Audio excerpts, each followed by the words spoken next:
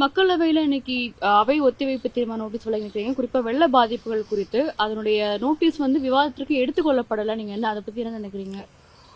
அதாவது மத்திய அரசு நாங்கள் கொண்டு வரும் எந்த கோரிக்கையும் விவாதத்துக்கு எடுத்துக்கொள்வதே இல்லை. ஆனாலும் இது ஒரு முக்கியமான ஒரு இது. இந்த பெண்கள் புயலினால பல பேர் பாதிக்கப்பட்டு பல மாவட்டங்களில் பல சேதங்கள் இருந்திருக்கு. அதனால உடனடியாக ஒரு ஆய்வு செய்து அதற்கான நிவாரணங்களை உடனடியாக வழங்க வேண்டும் என்று கேட்டிருக்கோம். ஏற்கனவே கடந்த புயலில் கூட நம்ம பல நிவாரணங்களை கேட்டும் மத்திய அரசு அதை செய்து சேர்க்கவே இல்லை.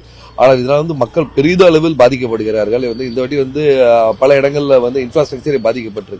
அதனால கண்டிப்பாக ஒரு ஆய்வு செய்து இது உடனடியாக நிவாரணம் வழங்க வேண்டும் என்று கோரிக்கை வச்சிருக்கோம். இப்போ மக்களவையில கொடுத்திருக்கிற இதே நோட்டீஸ் மத்திய அரசினுடைய பார்வைக்கு கொண்டு செல்லப்படுமா? குறிப்பா மத்திய உள்துறை அமைச்சகமோ அல்லது நிதி அமைச்சகத்திடமோ இந்த நிவாரணம் உடனடியாக வழங்கணும். குறிப்பாக ஒரு இமீடியட் ரிலீஃப் மட்டுமல்லாமல் ஏற்கனவே கடந்த முறை புயலின் போது வழங்கப்பட்ட நிவாரணம் இன்னும் அதிகாரப்பூர்வமா வழங்கப்படல. அதுவும் நிலுவையில் இருக்கும்போது இந்த நிவாரணம் ஒரு உரிய முறையில வழங்கப்படும் நீங்க எதிர்பார்க்கறீங்களா? இல்ல, கண்டிப்பாக வழங்க வேண்டும் என்ற கோரிக்கையை நாங்க வலியுறுத்த போகிறோம். ஏன்னா ஒட்டுமொத்த தமிழ்நாடுமே இந்த ஒரு நாட்கள்ல ரொம்ப சேதமடைந்திருக்கு. முக்கியமான சில மாவட்டங்கள் பாதிப்புகள் அதிகமா இருந்திருக்கிறது.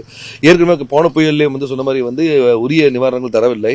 ஆனாலும் இப்போ உள்ள சேதத்துக்கும் அவங்க தர வேண்டும், பழைய இதையும் கன்சிடர் பண்ண வேண்டும் என்ற கோரிக்கையை தான் நான் வலியுறுத்த போறோம். புதுச்சேரியிலும் கடுமையான தமிழகம் தொடர்ச்சியாக மத்திய அரசால் புறக்கணிக்கப்பட்டிருந்தது.